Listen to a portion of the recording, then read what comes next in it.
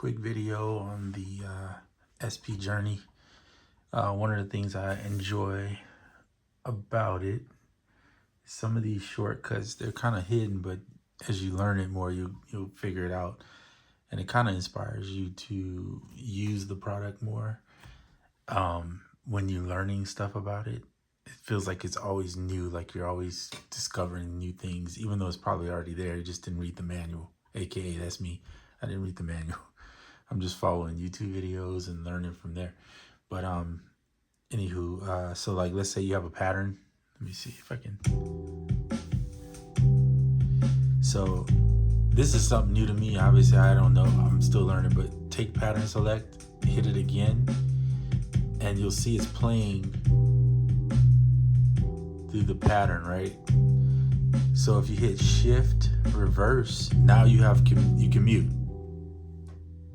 pads, right? Take the bass out, bring the drums.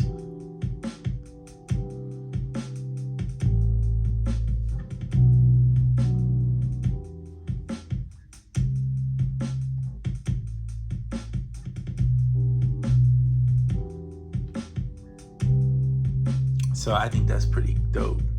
Just that alone, just being able to do that, I think is kind of cool. Or if you want to, like,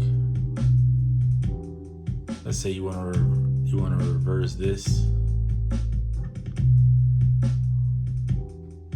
Well, you can't really do it with this one because it's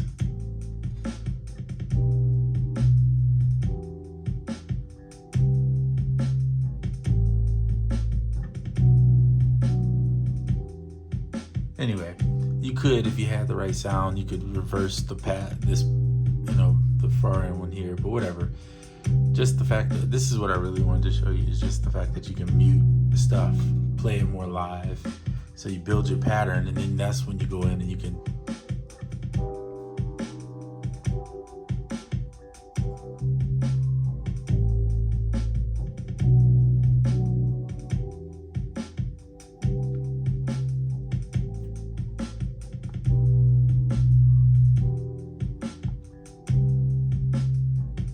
So one thing is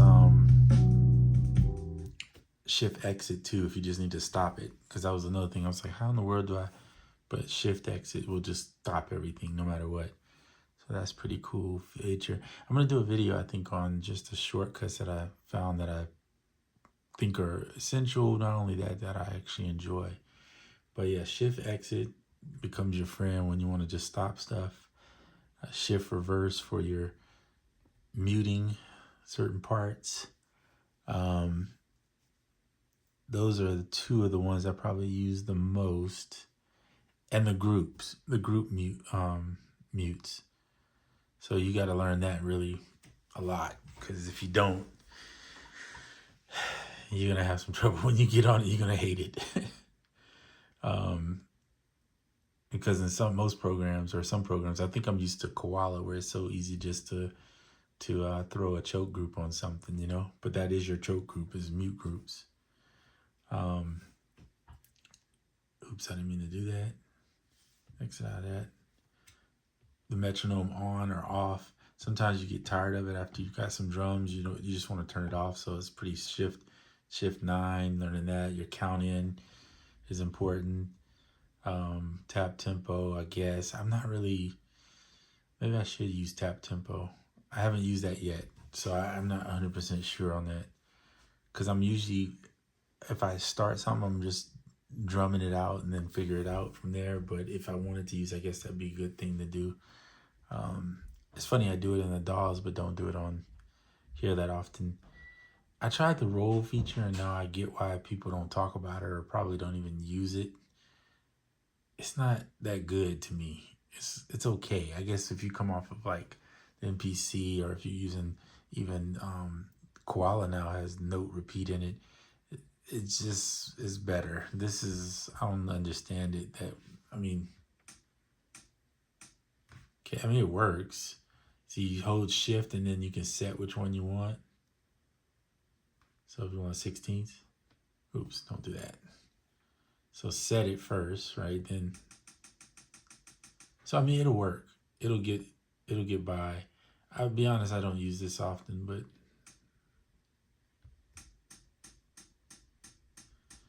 if you needed a quick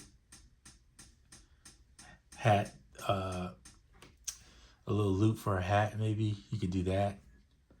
Skip back. Honestly, I thought I would use skip back more than I do, but I don't. But I will show you something else that I found that I like. So you lose that. You'll lose the data once you go into skip back and then you back out of it, which is fine. I'm not worried about that.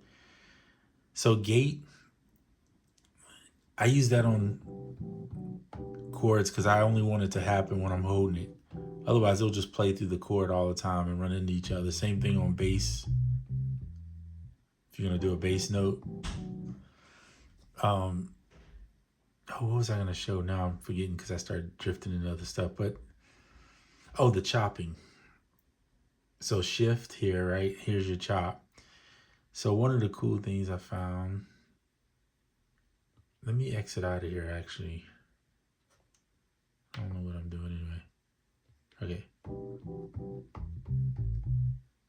right, so let's say you wanted to go into this one, go shift chop.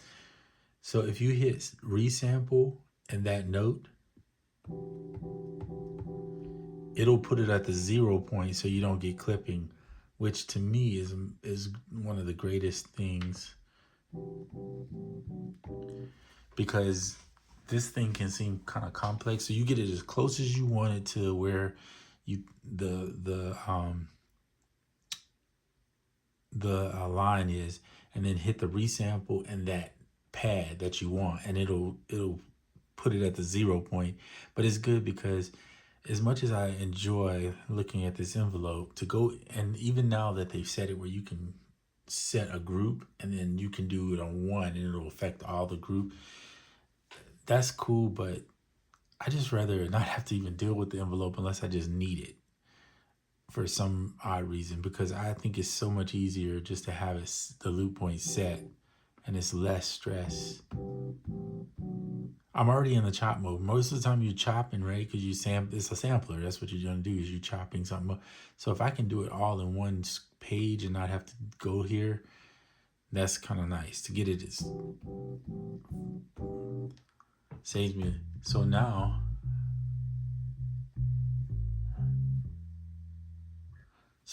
and that's me playing the bass. So I like to play the bass in, or at least play the bass notes.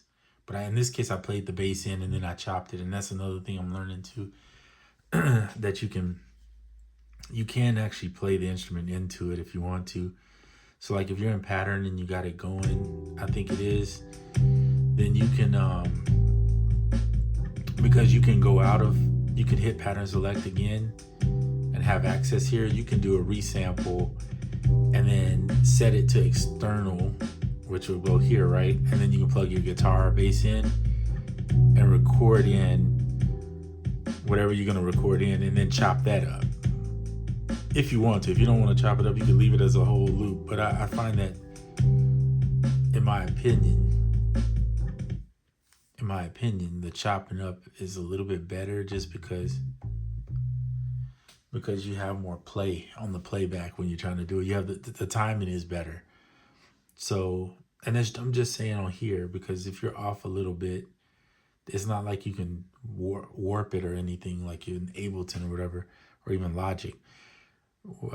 You can't fix it like that. It's not like a DAW, right? So you have to, so it's better almost if you sample it in and just play it back.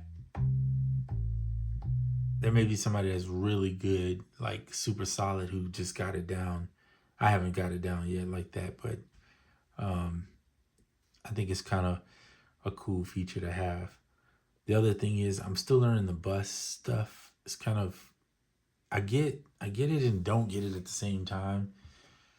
So I get 3 and 4 are your master bus effects, basically. So you can set those how you want them, and you'll see down here it says favorite one. So I usually just love that vinyl 303 compression, but I can add something to 3 if I want by just going over to the tab, right? There it is. I can add an effect and have it on there. So you have your master. But then you got 1 and 2, which are kind of free for all to me, because you pretty much are just picking those as you go, and you can have them trigger only certain things. Like you'll see the green represents bus 2 and the yellow is bus 1. Or if you don't want them to go through any of the buses, they all go through 3 and 4, right? But if you don't want them to go through any, then you pretty much just hit remain, tap them, and you'll see they go white. That means they're not going through any bus at all. So I pretty much, sometimes I'll do that with the drums because I don't want the drums to be affected by it. I'll just leave them on the white so it'll remain where, it doesn't have any effects. But right now you'll see I have nothing on 1 and 2 anyway, so who cares? If you're not going to put any effects on 1 and 2, but if you do, then it's going to affect, like here's the cassette. You can hear the hiss. I'm going to put it really low. So it'll affect the drums now that it's on. Right? It should affect. Yeah. See? There's nothing on this pad, I believe.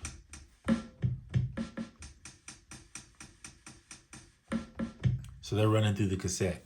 So, and the cassette is loud too. The hissing is ridiculously loud. But anyway,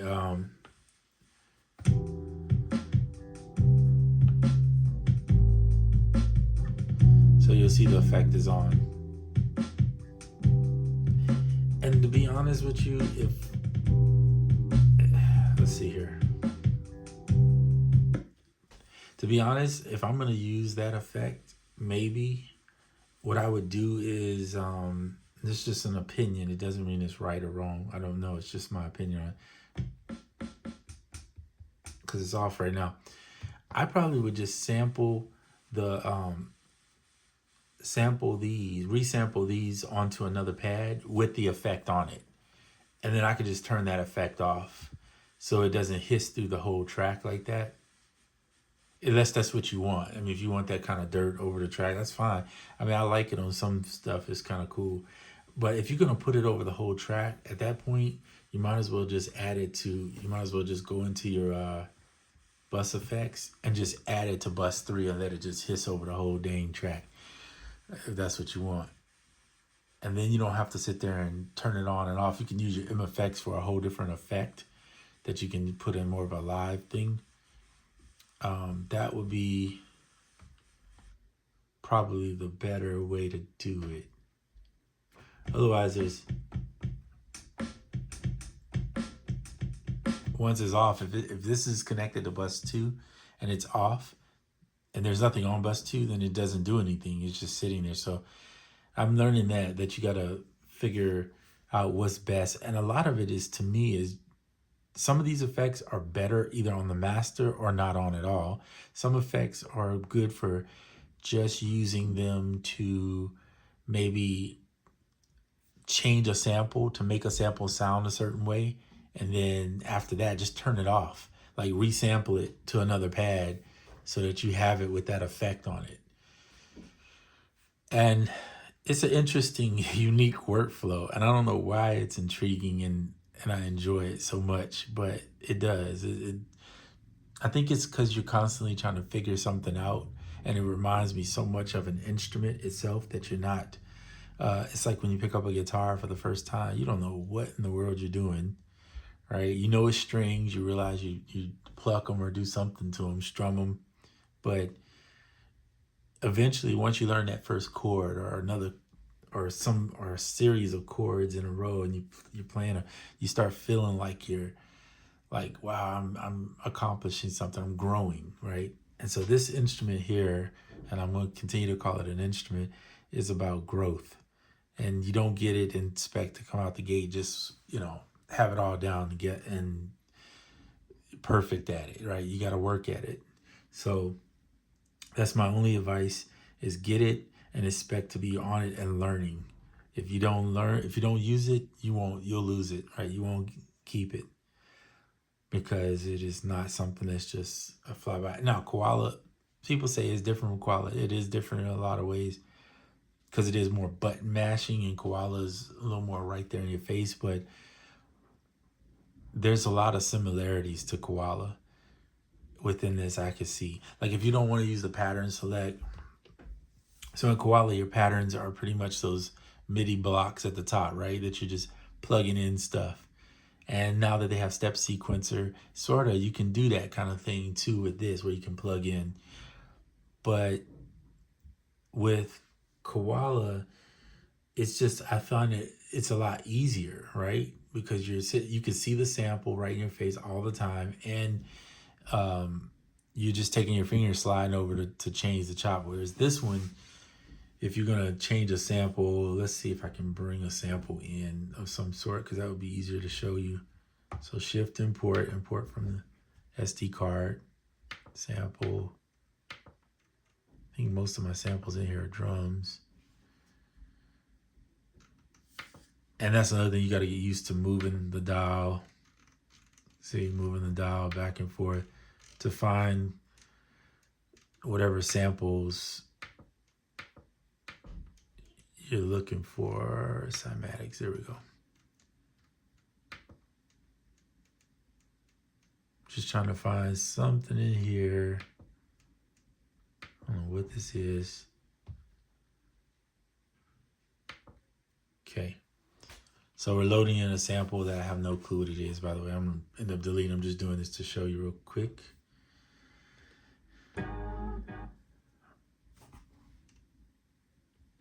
Exit.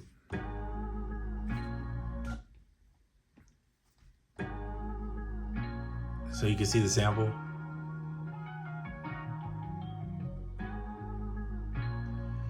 So the thing I was saying is, like in here, when you're chopping, right, you got to hit shift, chop, and then you get where you can just hit it. That's great. That part's awesome. But let's say you just want a little part out of that. You don't want the whole thing. You just want to, you see how that, right, you're moving, it's kind of clipping a little bit. So with Koala, it doesn't do that. I mean, it does the same thing, but it's so much quicker, you know. But I will say this. So you have to zoom in with this, right? With Koala, you're sitting there moving your hands to zoom in. So there is a similarity to it. To say it's not would be a lie. It's just different doings. You have a controller here doing it, and in Koala, you're doing it with your fingers typically. Now, Koala added MIDI ability to MIDI map, so you can slide and use a MIDI controller with knobs to do all that stuff, but it is just easier with your fingers. But anyway, it's similar. There's a lot of similarities to it. Koala is easier. It's on your phone. It's also on your iPad, so it's faster. Now, I've been rambling. I know it's 18 minutes in on this video, so if you don't watch it, I get it. Because I wasn't planning on making a video this long. But I will say this, that once you get your your flow down, everything's muscle memory, and then eventually you got this thing. So the journey is crazy, but I like it because I'm not bored with it. And that's the key for me, is like if I get bored with something right out the gate, like I've learned, like, not that the MPC is boring, it's not. But I got in there, once I got the workflow down of how I made the beat, I kind of was like, all right, what do I do next? What do I learn? What am I gonna, and I felt like I learned it, and then it was kind of like, all right, now I just make music, I guess. But for me, I need to feel challenged with it. If I'm not challenged with it, I'll probably not stick it out. And I think that's the one thing about learning this instrument, is that it's challenging.